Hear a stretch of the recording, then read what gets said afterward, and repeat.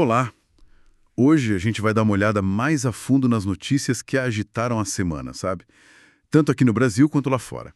Vamos usar o material do Radar Nacional News como guia.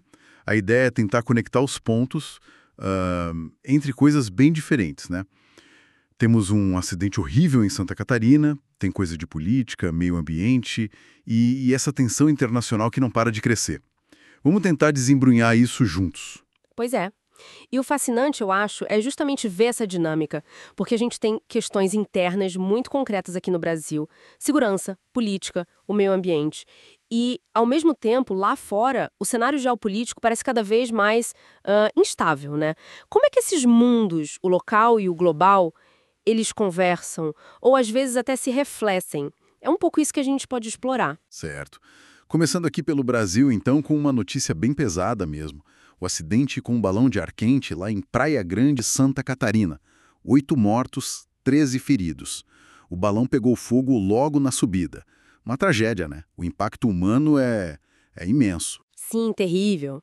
E esse acidente em Santa Catarina, ele não é só um fato isolado, sabe? Ele meio que acende um alerta, eu diria, sobre a tensão que existe entre o crescimento rápido de alguns setores, como esse do turismo de aventura, e a capacidade de regulamentar, de fiscalizar.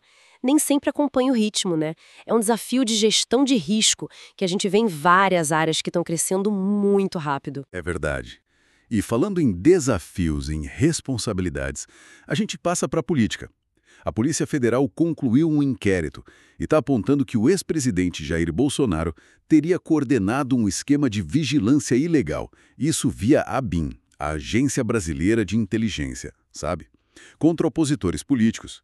É um desenvolvimento importante aí nas investigações. Exato. E esse tipo de acusação, né, usar órgão de inteligência para fins políticos, isso toca num ponto central, que é a força dos nossos mecanismos de controle, sabe? Das instituições e a questão da responsabilização das figuras públicas.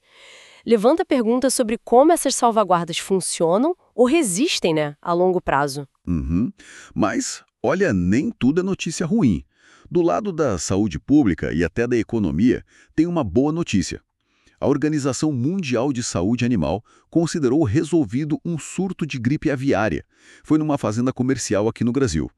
Isso é um alívio importante, né? Sem dúvida. Um alívio enorme.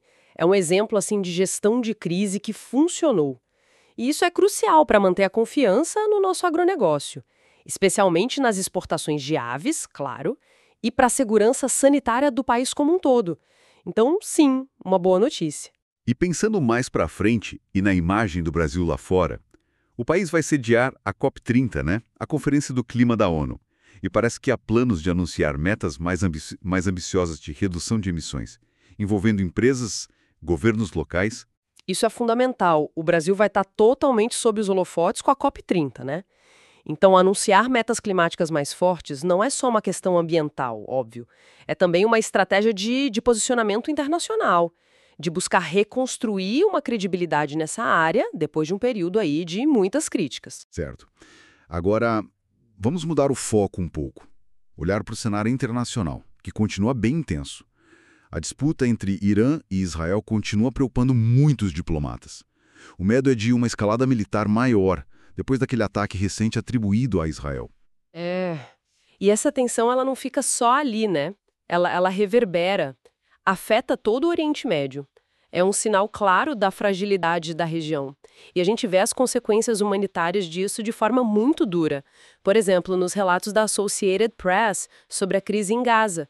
A dificuldade extrema das pessoas para conseguir o básico, né? Comida, água. Nossa, sim. E nesse caldeirão todo ainda surge uma declaração que foi reportada, né, do ex-presidente americano Donald Trump, afirmando que os Estados Unidos teriam atacado alvos nucleares iranianos em apoio a Israel.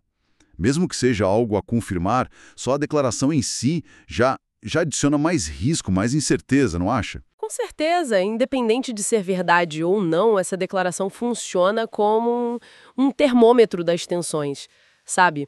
E mostra como as ações ou até as palavras, né, das grandes potências podem impactar a dinâmica regional de forma dramática, sinaliza possíveis alinhamentos e aumenta a percepção de risco geral. É um risco que parece bem real mesmo. A ponto da Austrália, por exemplo, ter evacuado cerca de 4.000 cidadãos australianos que estavam na região.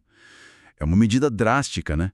Mostra bem o nível da preocupação. Exatamente. É a diplomacia do medo se traduzindo em ação concreta, né? Proteção consular.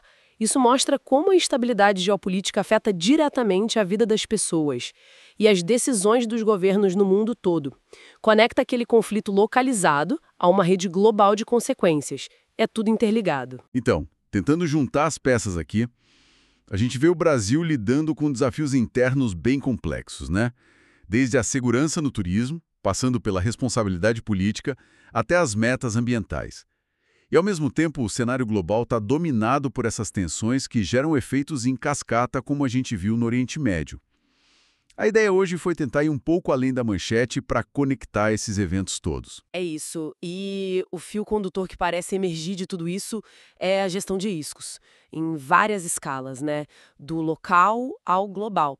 A busca por responsabilização, seja na política, seja no meio ambiente, e, claro, sempre o impacto humano por trás de tudo. São temas que se repetem, mostrando como esses eventos, que parecem distintos à primeira vista, estão, na verdade, bem interligados. E isso talvez nos deixe com uma pergunta para pensar um pouco mais, né? Considerando essa interconexão toda que a gente falou, entre crises locais, como o acidente do balão, e as tensões globais, de que forma a capacidade de um país responder a um desastre interno pode, na verdade, influenciar a credibilidade dele e a posição dele ao lidar com desafios internacionais, como cumprir metas climáticas ou até mesmo atuar na diplomacia em zonas de conflito. Fica aí a reflexão.